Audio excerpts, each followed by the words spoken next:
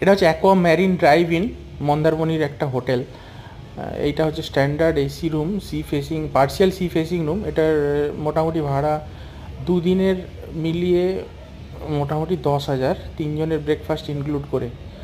তো দেখছেন এই সমস্ত ফেসিলিটি, বাথরুম, টয়লেটারিজ, এগুলো খুব ভালো দিয়েছিল এবং খুব ক্লিন এবং সার্ভিস খুব ভালো, কুইক সার্ভিস দেয় এরা। তো রুমের মধ্যে আরেকটা যেটা অ্যাডিশনাল ভালো পয়েন্ট, সেটা হচ্ছে এদের এসি একদম কুইক ভালো কাজ করে, পাখাও ছিল, প্লাস অ্যাডিশনালি একটা ছোট ফ্রিজার ছিল, যেটা ফ্রিজে মোটামুটি আমরা কোকাকোলা, লেমনেড এইসবগুলো খেলাম।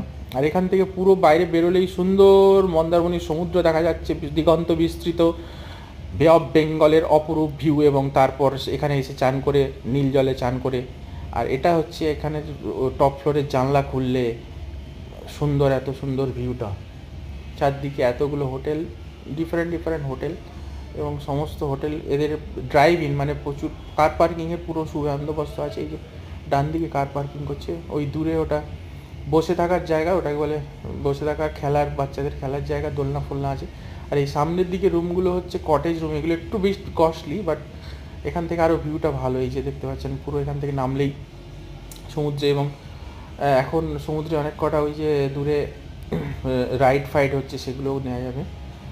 আর আমরা মোটামুটি স্নান করে এসে এখানে ভালো মানে ধোয়া ফোয়ার ব্যবস্থা আছে, তো আমরা ওয়াশ করে আমরা সুইমিং পুলে নামলাম। Swimming pool was really enjoyable, it was really good experience.